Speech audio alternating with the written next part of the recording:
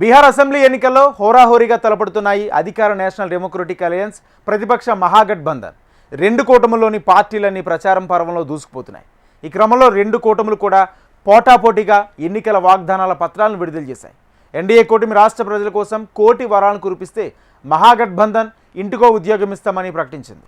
రెండు మేనిఫెస్టోలో కూడా యువత, మహిళలు, రైతులకు ఆకట్టుకునేందుకు అనేక పథకాలను ప్రకటించాయి. సమాజంలోని వివిధ వర్గాల సంక్షేమంతో పాటు రాష్ట్ర అభివృద్ధి కోసం చేపట్టే చర్యలను వివరించే ప్రయత్నం చేశాయి. బీహార్ అసెంబ్లీ ఎన్నికల కోసం ప్రధాన పార్టీల ప్రచారం చివరి దశకు వచ్చేసింది. అధికార నేషనల్ డెమోక్రటిక్ అలయన్స్, ప్రతిపక్ష మహాగఠబంధన్ రెండూ కూడా పరస్పరం తీవ్ర విమర్శలు చేసుకుంటున్నాయి. అదే సమయంలో ప్రజలకు హామీలను కూడా గుప్పిస్తున్నాయి.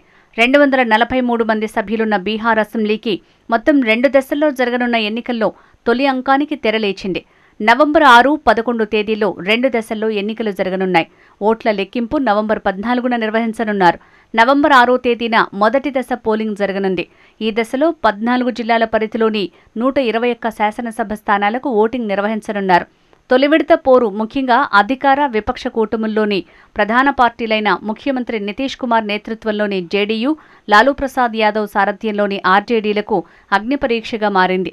తొలి దశలోని అత్యధిక స్థానాల్లో ఈ రెండు పార్టీలే పోటీ పడుతుండటంతో సర్వత్రా ఉత్కంఠ నెలకొంది. ఈ నేపథ్యంలో రెండు కూటములు కూడా తమ మేనిఫెస్టోలను విడుదల చేశాయి.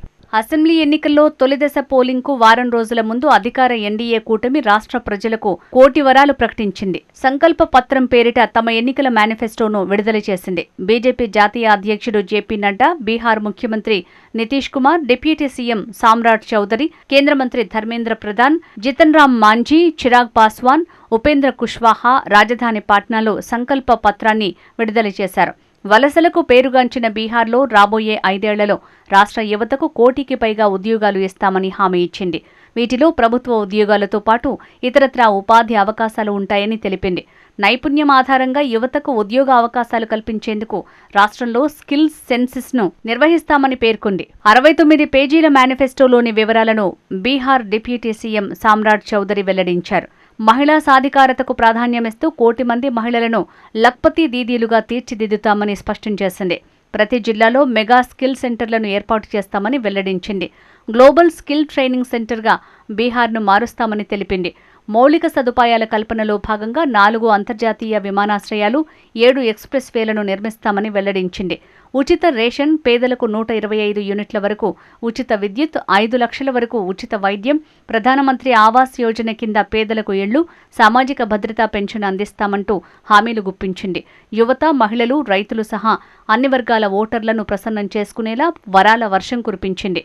హర్ యువా కో నౌకరీ और रोजगार देना, 1 करोड़ से अधिक सरकारी नौकरी, रोजगार प्रदान करना, कौशल विकास करना और हर जिले में मेगा स्किल सेंटर से बिहार को ग्लोबल स्किलिंग सेंटर के माध्यम से के रूप में स्थापित करना.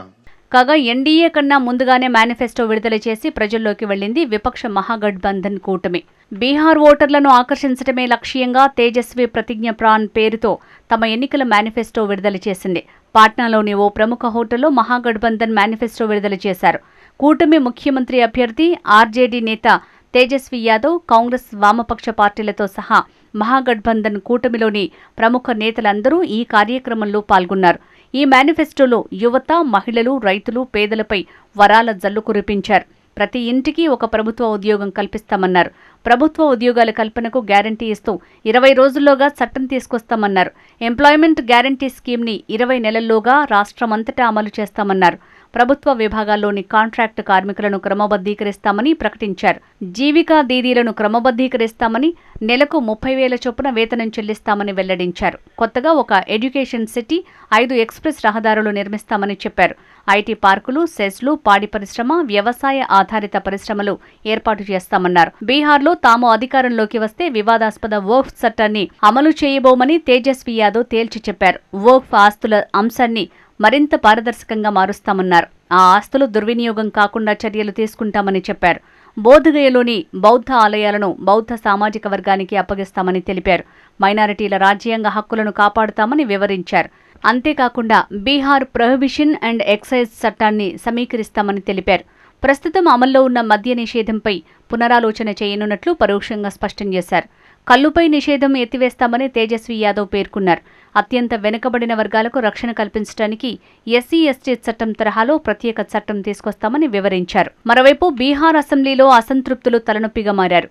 ఎన్డీఏ, ఇండియా కూటములకు వీరు సవాల్గా మారారు. తొలిదశ ఎన్నికలు జరిగే 121 స్థానాల్లో 24 చోట్ల ఓట్లను చీల్చగల తిరుగుబాటు అభ్యర్థులున్నారు.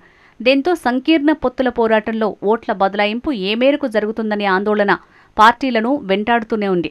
పొత్తుల కారణంగా సీట్లు త్యాగాలు చేయాల్సిన పరిస్థితి అన్ని పార్టీల నేతలకు వచ్చింది. అయితే దీన్ని వారు సానుకూలంగా తీసుకోవటం లేదు. తాము చేస్తున్నది స్నేహపూర్వక పోటీ మాత్రమేనని కొంతమంది రెబల్స్ చెప్తున్నారు. 2020 ఎన్నికల్లో కేవలం 1000 ఓట్ల తేడాతో 11 అసెంబ్లీ స్థానాల్లో అభ్యర్థుల గెలుపు సాధ్యమైంది. ఈ 11 స్థానాల్లోనూ తిరుగుబాటు అభ్యర్థులు 40 నుంచి 50 వేల ఓట్లు సాధించారు. అధిష్టానం బుజ్జగించిన రెబల్స్ వినేట్టులేదని పలువురు నేతలు చెప్తున్నారు. బరి నుంచి తప్పుకున్నా నష్టం చేయటానికి వారు మొగ్గు చూపటం పోటీ చేస్తున్న అభ్యర్థులను కలవరపెడుతోంది.